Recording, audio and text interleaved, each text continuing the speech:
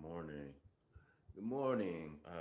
Monday, December 7th. This is session 10, Meditation 102. Um, let's set our attention by saying the four immeasurable prayer. May all beings have happiness and the causes of happiness. May all beings be free from suffering and the causes of suffering. May all beings not be separated from the happiness that has never known suffering.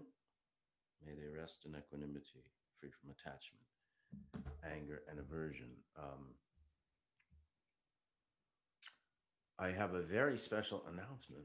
It's very exciting about an upcoming, it's actually about next week's class, and it's very, very exciting. And I'm not going to tell you about it until we finish meditating our first session this morning. But it's really cool.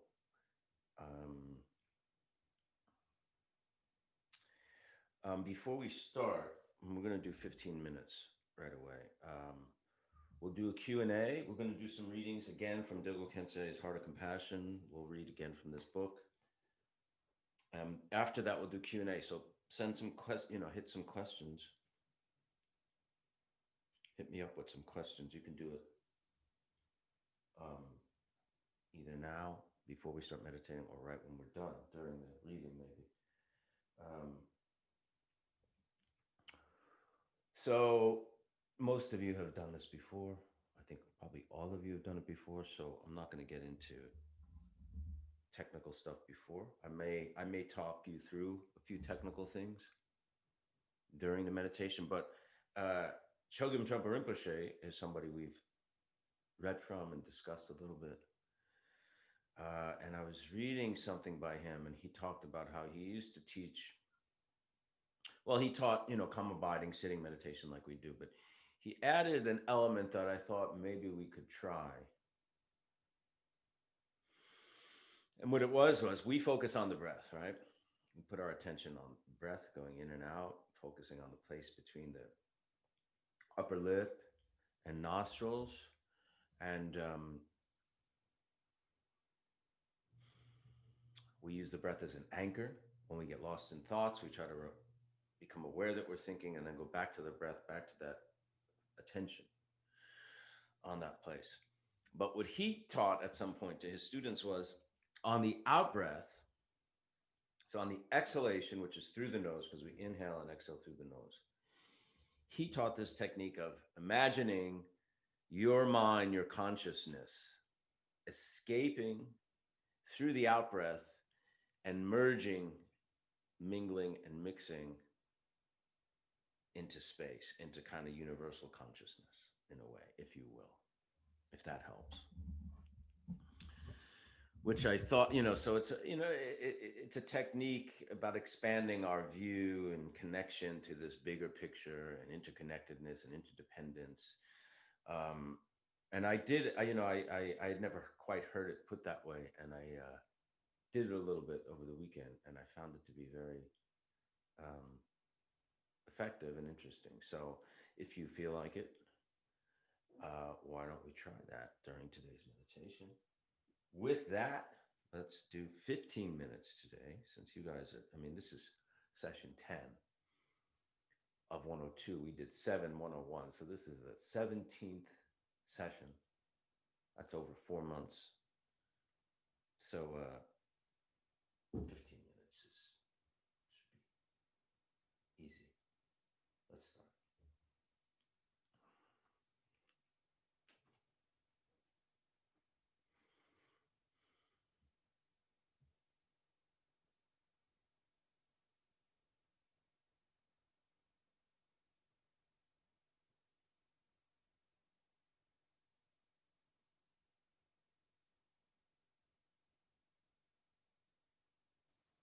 So we're in our posture, straight back.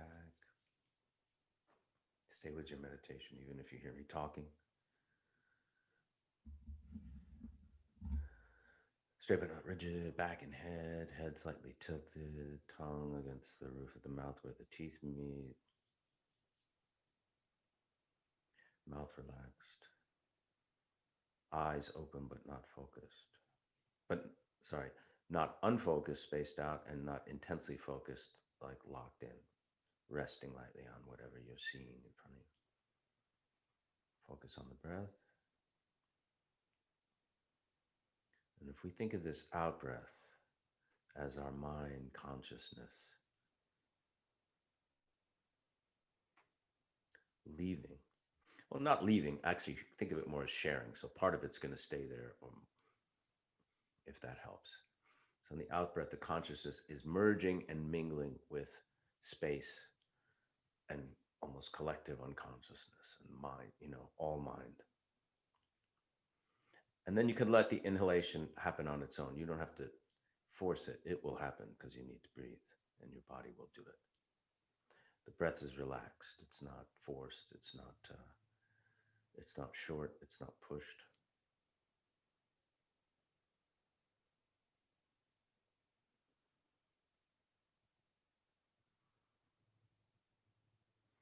Almost think of your mind being poured, like water being poured into water. Say, like a pitcher of water being poured into a giant swimming pool or a lake or the ocean. Your mind dissolving into all mind.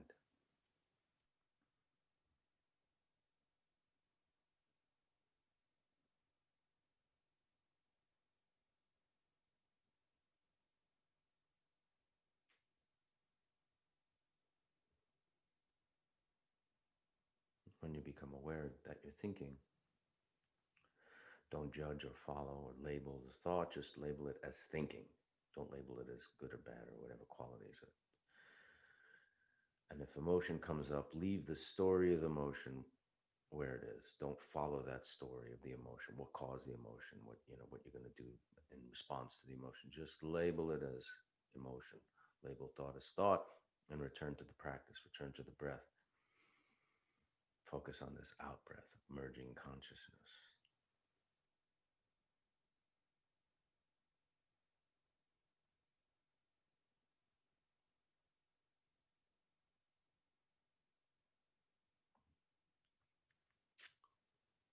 And you can think of also merging your consciousness with all the enlightened ones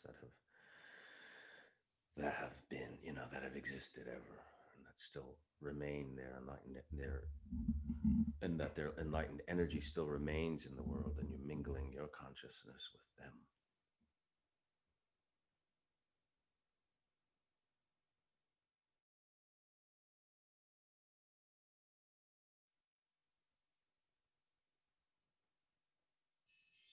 Great.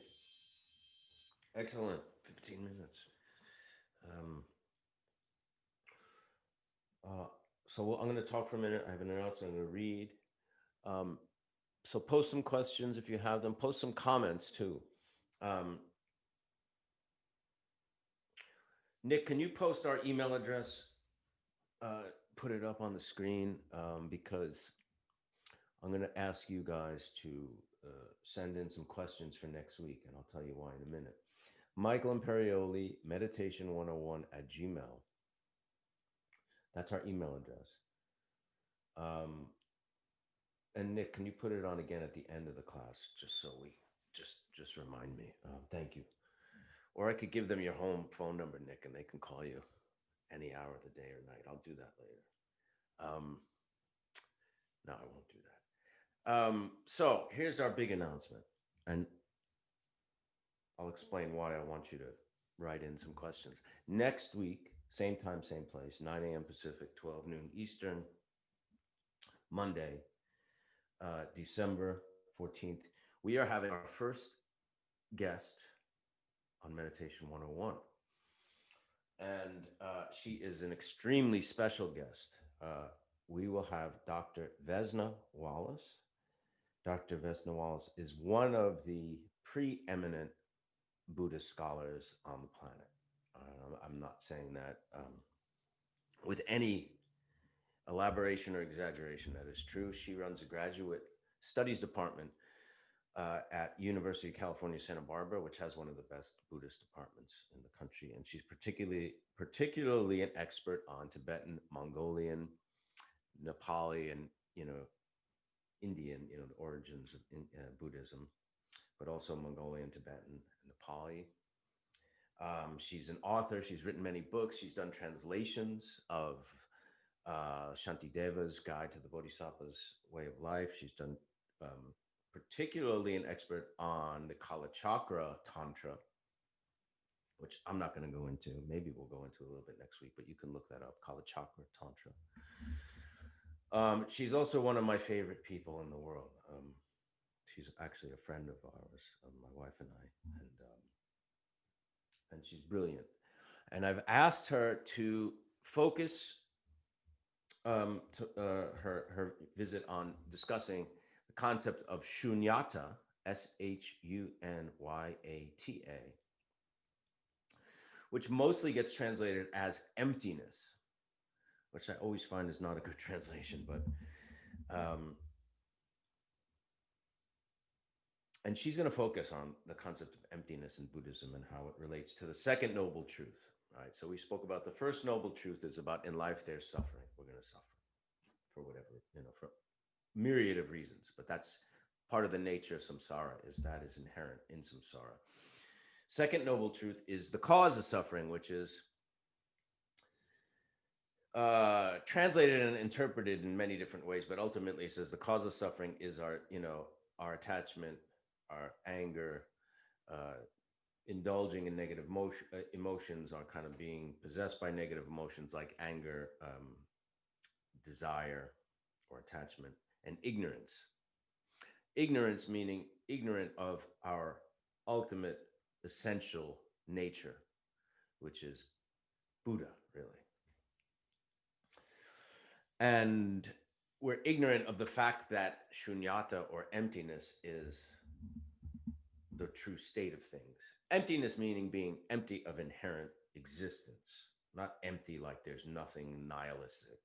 That's the problem, is often that concept gets confused with the nihilistic connotations of emptiness, like nothing exists. Well, nothing exists as we think it exists, right? Even, and we spoke about this a little bit, right? Even us physically, we think of ourselves as a body, or limbs and torso and head and brain and parts, but on a molecular, subatomic, quantum physics level, we are energy waves, or energy particles that might not be particles but might just be waves of energy. So what does that mean?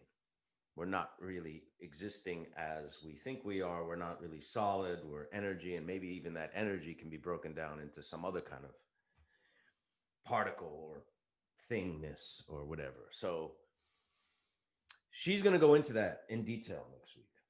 She can speak about it a billion times more articulate than I can.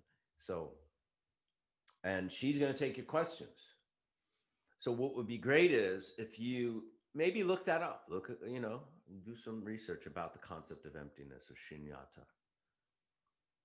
But she'll answer questions on any kind, she'll answer meditation questions too, because she knows a lot about that, and any other Dharma questions like karma and reincarnation and conduct and ethics and all those things. You can ask her about anything. She's is a wealth of knowledge, and I'm really excited. And I hope this is the first of several guests, maybe. And I think you guys should be excited. I think this is a really big deal. I mean, people come to the UC, University of California, Santa Barbara, from all over the world to study with Vesna Wallace. It's true.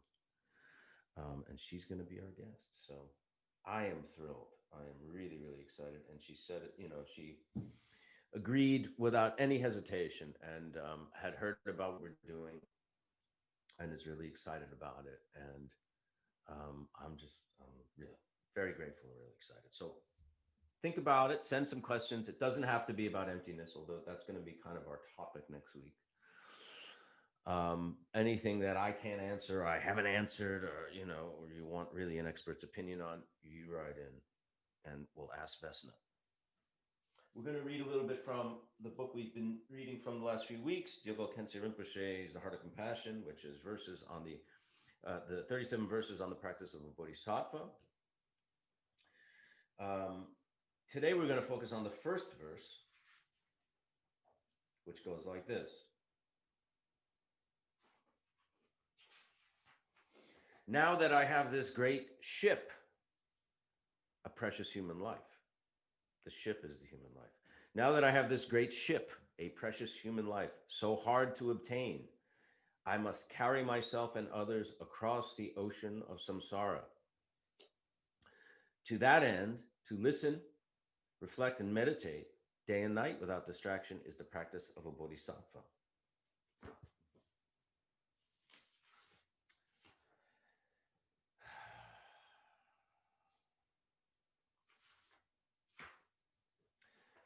So let's break that down a little. Now that I have this great ship, so we're talking about the ocean of samsara, which when we dedicate our prayer, when we dedicate our merit at the end of class, we talk about liberate from this ocean of samsara. Talking about our precious human life is the ship that can carry us across this ocean of samsara. So hard to obtain.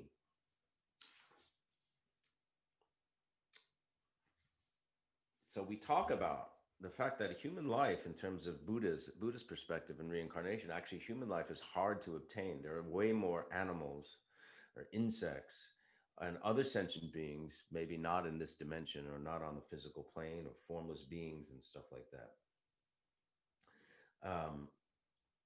He talks about it's a great advantage to have taken birth as a human being, because all those other beings cannot really practice Dharma.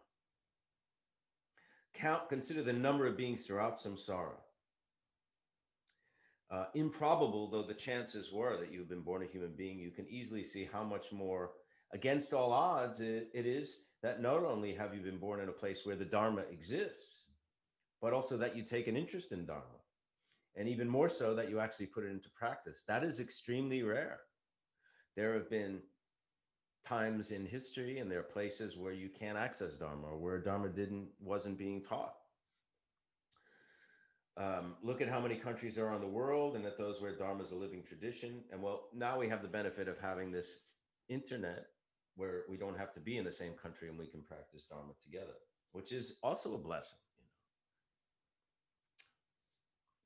And that many people, even though they have access to their Dharma, will not actually bring that use that as a practice. Most beings fritter their lives away in meaningless, selfish, trivial activities.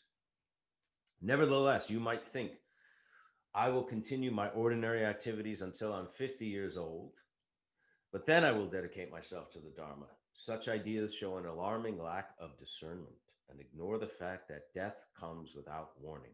As it is said, the time of death is uncertain. The cause of death is unpredictable. How many of those alive in the world tonight will be dead by dawn? To have a human existence is like possessing great riches. It should be put to use right away. Right now is the time to practice Dharma. As Gyaltse Togme himself said, he who in autumn does not provide for the coming winter is considered a fool. The Dharma alone will help us when we die, and we know that death is certain, so not to practice it now is utterly foolish. Every day, remind yourself that if you do not study and reflect upon the teachings, meditate and recite prayers and mantras at the moment of death, you will be helpless. Death is certain. If you wait for the moment of death to begin your practice, it will be too late. Think about why you are engaging in practice. Wishing to obtain a long life free from illness or hoping to increase your wealth and influence are petty aims. Practice to free yourself and all others from the suffering that is samsara. That's why we kind of set our intention in the beginning of class to be a benefit to all beings and dedicate for the same reason. To thoroughly appreciate the necessity of practicing the Dharma, it is important to be aware of the extent of suffering throughout samsara. That's the first noble truth. In life, there's suffering. Samsara is about suffering. From the bottom to the top of samsara, there's nothing but suffering. Suffering is said to be pervaded by three kinds of suffering: suffering upon suffering, the suffering of change, and the all-pervasive suffering of the composite. Suffering, suffering of suffering is that, you're going to grow old, you're going to get sick, you're going to die, we're going to have ailments and all those kind of things. The suffering of change, which is interesting, is that even if you have favorable conditions, like say you're wealthy and you don't have to worry about poverty, you don't have to worry about where your next meal is coming from, your life is kind of set in that method, that all is going to change. You will go from that state to being, to dying, or getting sick, or loved ones dying, being separated from loved ones, or things like that. And eventually you will be reborn in a different body that might not have the same advantageous conditions based on the kind of karma you created through those conditions. Right? Among human beings, there are four root sufferings: birth, old age, sickness, and death. These four powerful currents of existence are strong enough to carry us helplessly away. There's no way we can reverse their flow. Additionally, we suffer when we don't get what we want, whether food, clothing, wealth, or influence. When we get what we do not want, such as criticism, physical illness, or unpleasant circumstances, when we cannot be with the people we love, and when we have to be people we dislike, we suffer. In fruitless, self-centered attempts to achieve happiness, most human beings commit predominantly negative actions. Unfortunately, all that is generated is more suffering and confusion.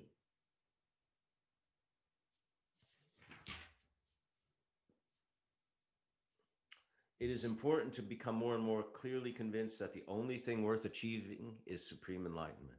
Contemplating the suffering of samsara, you will naturally develop a strong wish to be liberated from it. Rather than meaninglessly wasting your energy, you will concentrate on practicing the Dharma. Even to hear the teachings is something very rare. That you have met the Dharma now is not just coincidence, it results from your past positive actions. Such an opportunity should not be wasted. If your mind is in accord with Dharma, you will not experience any problems with the things of this life. While if you are constantly preoccupied with your ordinary pursuits, your problems will increase and nothing will be accomplished. As Lon Chen Rabjam said, our activities are like children's games. If we're doing them, they won't end. They'll end if we stop.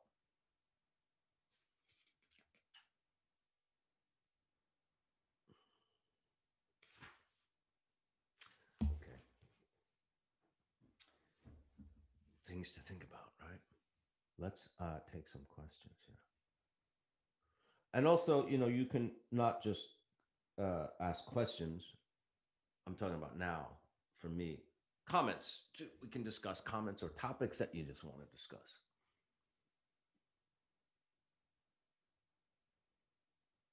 We have discussed this in the past, but what are some of your best practices and techniques regarding not allowing others to take advantage of our kindness or abuse our emotions without allowing anger to cloud our judgments and actions? That's a really good question.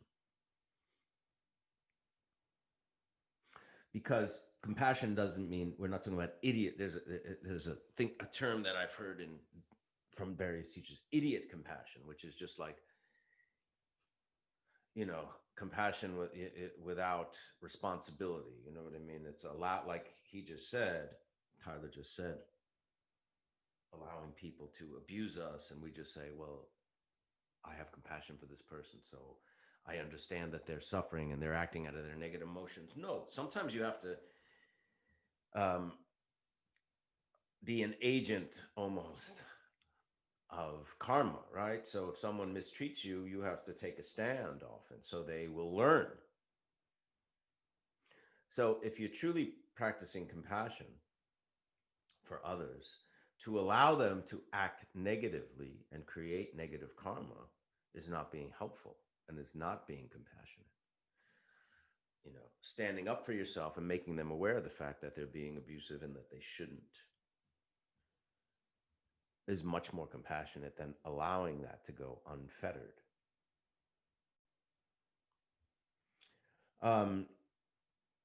There's also the practice of Tonglen, which at some point I will introduce, which is a meditation visualization practice that deals with helping others with their suffering and kind of helping them bear the burden and taking some of their burden of suffering on others. Which I need to do some more preparation before we start to talk about it together. But, the other thing we're practicing is, Chogyam Trungpa Rinpoche talks about a lot, basic sanity.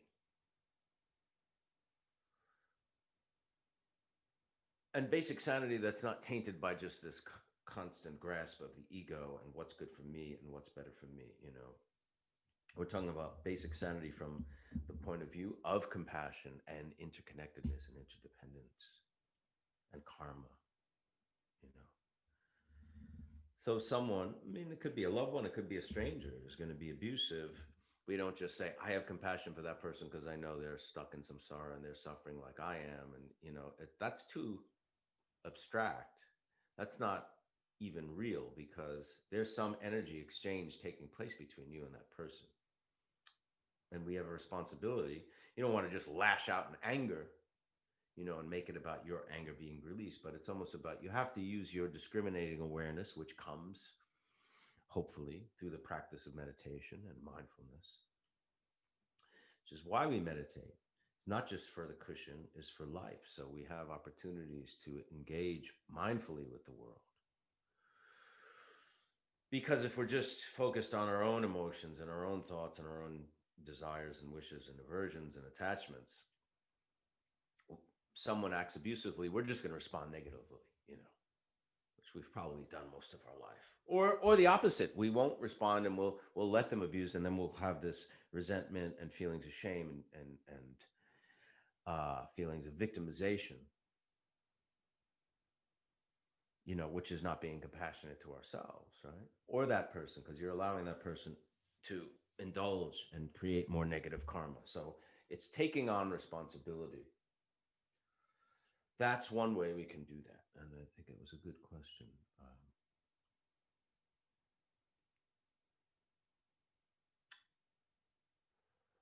Lauren says, these sessions have really got me through a really rough patch in my life. Well, she says, thank you.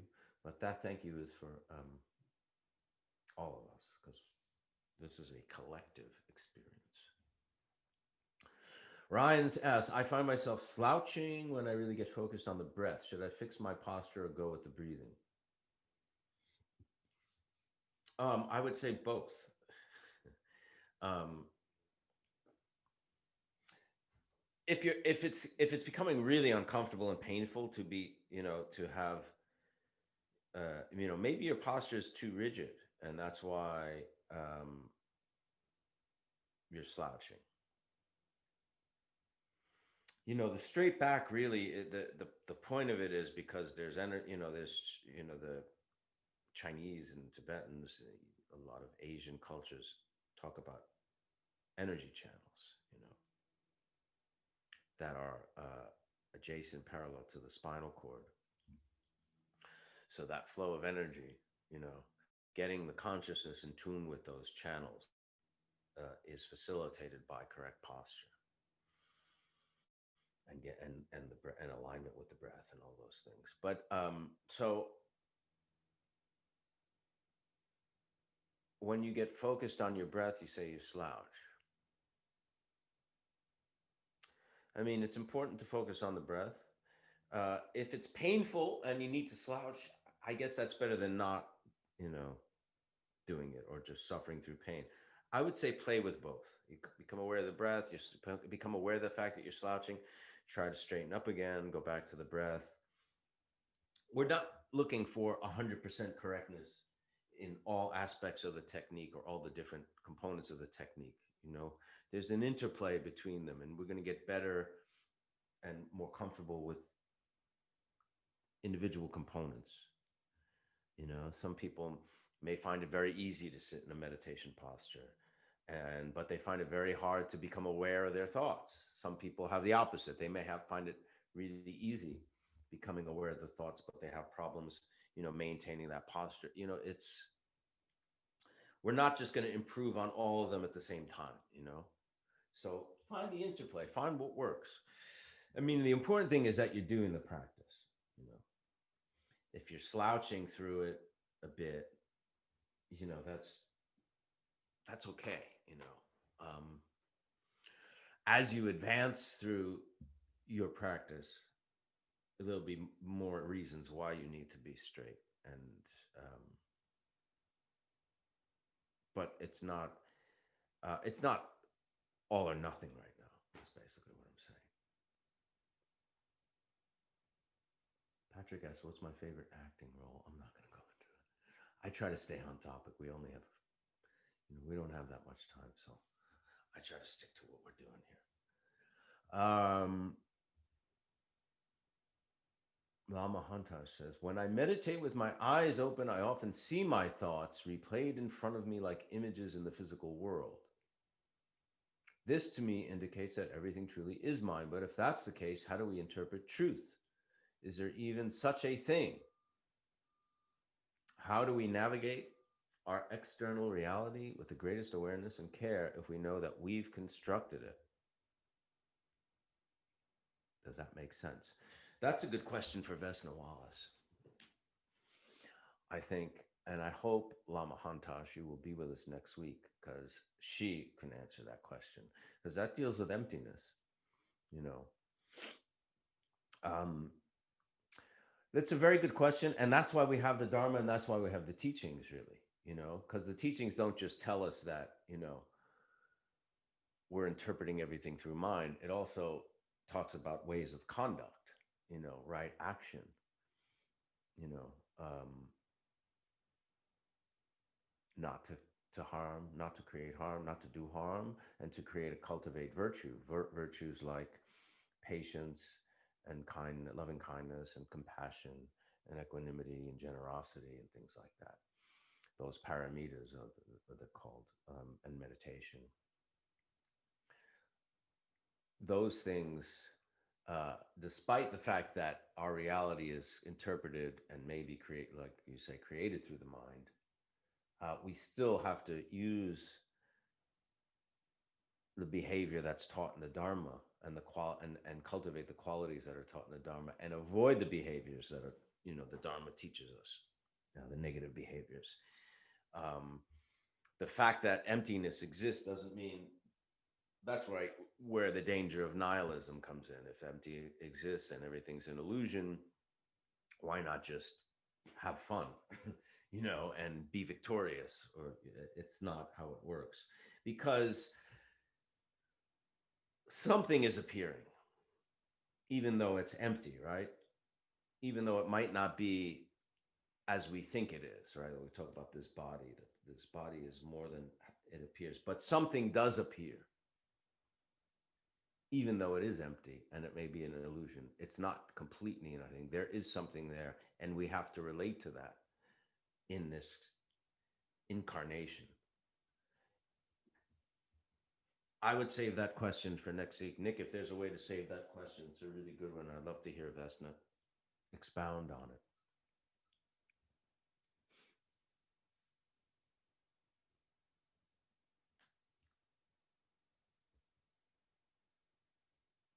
When I meditate with my eyes open, sometimes I start seeing something, not exactly seeing, but it's like colors are changing or merging. Is it okay?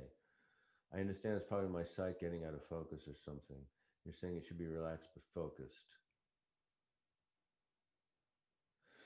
Yeah, I mean, when you're kind of just keeping your eyes in one place, things can happen. You can go out of focus, images can kind of flash. I mean, I spoke about this before.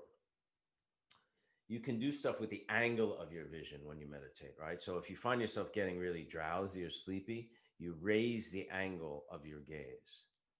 And that kind of rouses the energy a bit, actually, rouses the attention a bit. And vice versa. If you find even mentally or visually things are too busy, you can adjust the angle of your gaze, lower it, lower the angle, kind of calms things down a bit. Maybe you can try that. And if that still happens, I mean, I don't think it's something you have to worry about. Unless it's starting to become really distracting. You may want to have something to look at that's inspiring, like like something like tanka, if you really want to get into Dharma stuff, or a flower, or a view, piece of art. It could be a photograph of something, someone. That's up to you.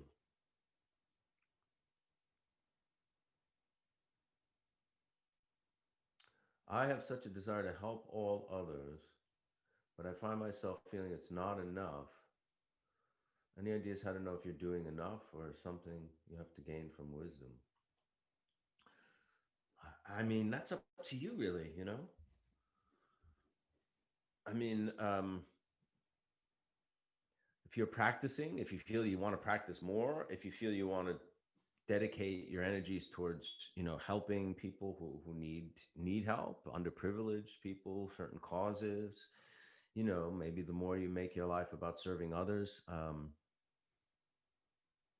I don't know about ideas how to know if you're doing enough. I think that's kind of a relative question. If you're doing enough. um so I don't know. I think maybe trust. You have a desire to practice the Dharma, you are practicing. You can always practice more or be more disciplined or read more, whatever it is. um or maybe just ignore the feeling that it's not enough. Maybe that's just some kind of conditioned response of inadequacy that often we have. That's just something that's kind of been programmed into us and allowed to gain momentum over the course of our life, and we just have to kind of let it go and ignore that and know that it's enough. Do you believe in the law of threes? I don't know what that is. Thank you, Michael, for bringing Vesna in.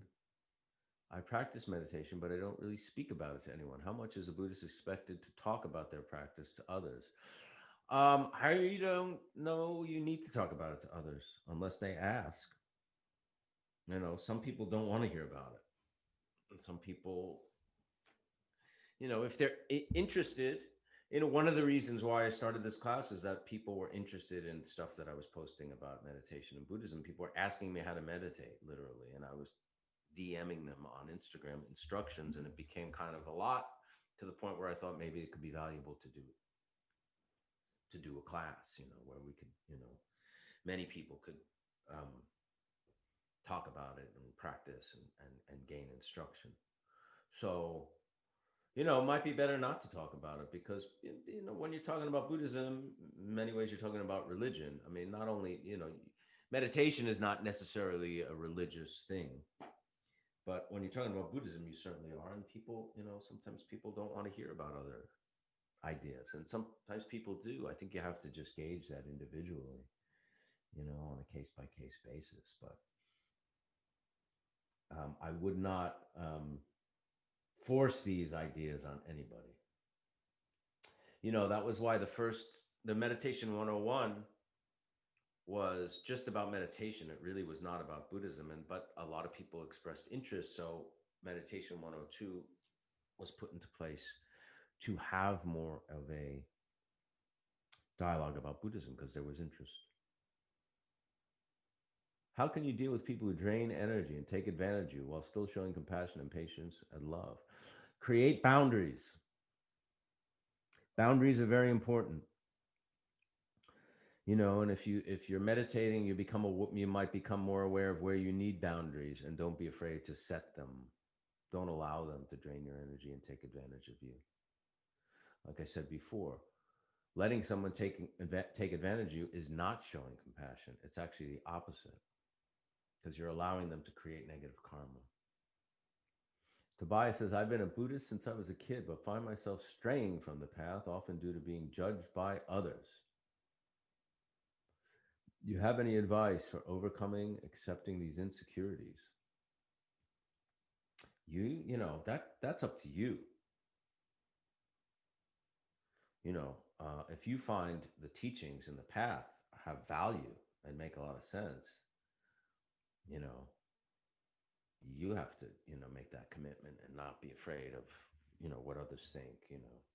I mean, how much does that apply to other aspects of your life? You're not going to have relationships with certain people because you're afraid of being judged. You're not going to do a certain job or certain thing that you like, an activity, because you're afraid of being judged. I mean, that's really up to you, and how valuable being, practicing Dharma is. If it's valuable, then you're not, you're going to transcend that fear and insecurities if it's important to you, you know. I'd like to know how to respond to those who dismiss Buddhism as cultish. Well, if they dismiss Buddhism as cultish, they don't know anything about Buddhism because, um, you know, even the Dalai Lama, who is in Tibetan Buddhism, uh, see, the Dalai Lama was also the leader of Tibet for many centuries, right? There were 14, the current Dalai Lama was the 14th. So the Dalai Lama was not just, he was the leader of the country. You know, it was like a theocracy. It was a country that was run and governed by religious leaders. There are four main branches of Tibetan Buddhism, and they all pay homage to the Dalai Lama, but they're not particularly led by the Dalai Lama. Dalai Lama is in the Galupa out of the four, lineages, main lines of Tibetan Buddhism. The Galupa is Dalai Lama is the head of. There are other heads of the other three lineages, and they all pay homage to the Dalai Lama. It's not like the Pope per se, where the Pope will give out an edict that all of Catholicism will have to follow. That's a broad example. It's not really the same in Tibetan Buddhism. There are other, then there's Zen Buddhism, there's, Theravadan Buddhism, there's, in Thailand, they're not, there's not one thing that dictates how you have to practice Buddhism. When you take refuge with a teacher and this teacher becomes your Lama, that's the person you become responsible. But that person, even my teacher, Garchen Rinpoche, who constantly pays homage to the Dalai Lama, does not take his orders from the Dalai Lama.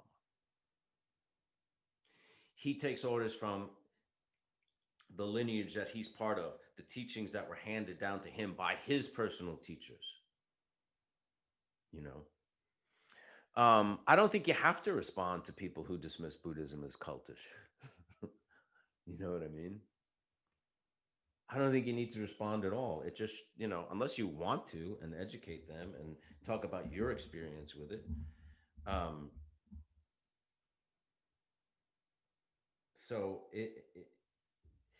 I mean, I've been involved in Buddhism for 13, 14 years, and um, you know, I find it the opposite of cultish, actually. In many ways, it's really about the individual in some way, finding liberation. It's not about just giving up your mind and your will to some person or something like that. I mean, even the Buddha himself said, do not take my teachings basically at surface, or, do pay lip service to my teachings, or just take them as doctrine. Take the teachings, try them out, and see if they work. And if they don't, maybe, try something else. He didn't say, this is my word and this is doctrine and this is what you should follow. And this is, he said, actually, the complete opposite, literally said, do not take what I'm saying as the law, try it out and see if it works for yourself.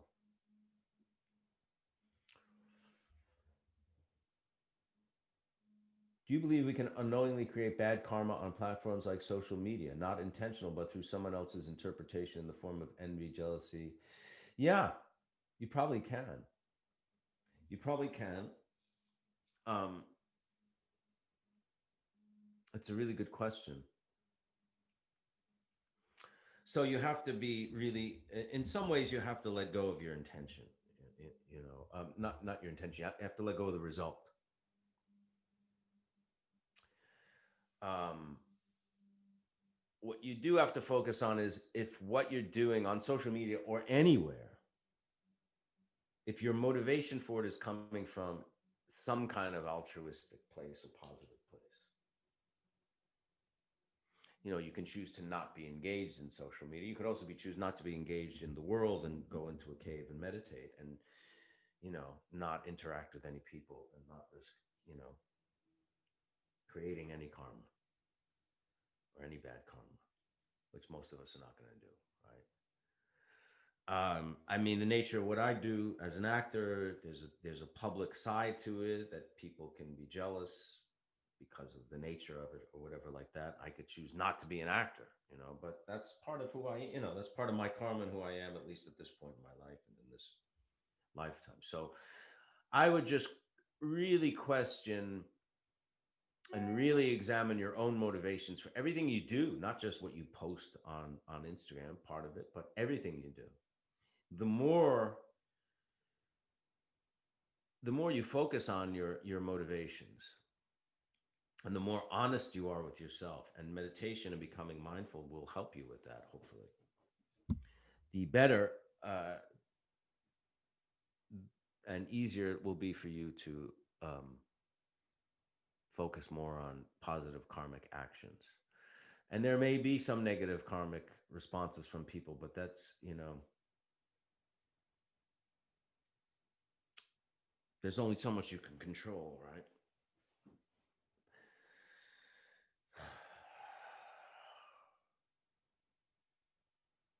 Are there any good applications, website, blogs we can use to learn about concepts? If you go to my Instagram, I post on my stories, particularly, lots of teachings from different lamas. I would explore those teachers wherever you can explore them.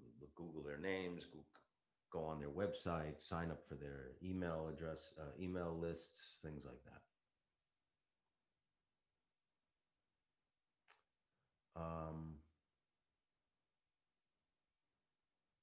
How would you suggest meditation to a grieving family member who you're pretty sure would benefit from the practice without sounding preachy? Or do people have to seek out the religion practice themselves? That's a tricky thing, and you have to use your own judgment. I don't know all the details. I don't know the situation and the people involved, and I don't, you have to trust. Again, if you're examining your own motivations and trusting that there's, you're trying to be of benefit, first of all, can even say the four immeasurables that we say at the beginning of class to kind of make sure that you're being, to help set that motivation. It's hard to say. It's, without knowing you or the person. But, you could say, this is what helps me, and see if that inspire, cracks, opens the door a little bit. What is something you do daily besides meditation to keep your energy vibrations up while staying on the path of spirituality? I mean, you try to connect to this mindful state of mind throughout the day, almost like in our meditation, we recognize we're thinking and then kind of go back to and kind of let it go back to the breath. The more you do that in life, that's only going to be a benefit to you.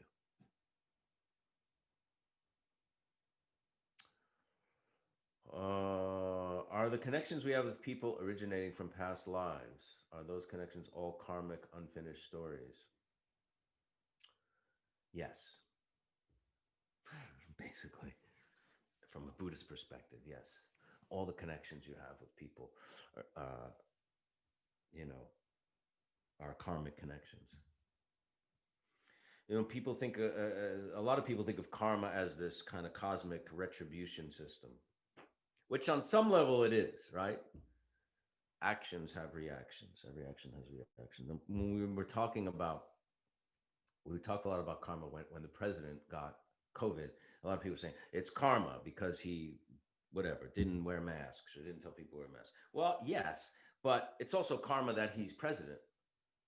It's also if you live in the United States, it's your karma that you are an American and he's your president. It's the Americans' collective karma that he's the president. Somehow he created conditions in this life or past lives to become president. It's not just, this kind of cosmic judge. And there is no cosmic judge. Buddha is not like issuing punishments and rewards to things like that. Karma is, based on what we create as individuals. Okay. let us dedicate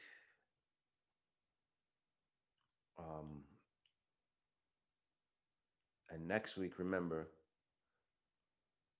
our producer Nick Solidio is going to put up his our email address and his home phone number. Don't do that, Nick. Don't put up your phone number. Send questions for Dr. Vesna Wallace next week. It's a really great opportunity for everybody.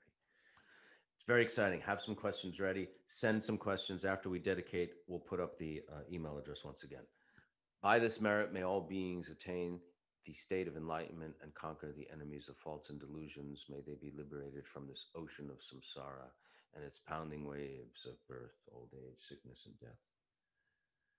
And our email address, once again, is Michael Imperioli Meditation 101 at gmail.com. Next week, same time, same place, 9 a.m. Pacific, 12 noon Eastern, Monday, December 14th, we will have our special guest, Dr. Vesna Wallace, one of the great Buddhist scholars, here to answer your questions about Dharma and emptiness and whatever else you want to ask. See you next week.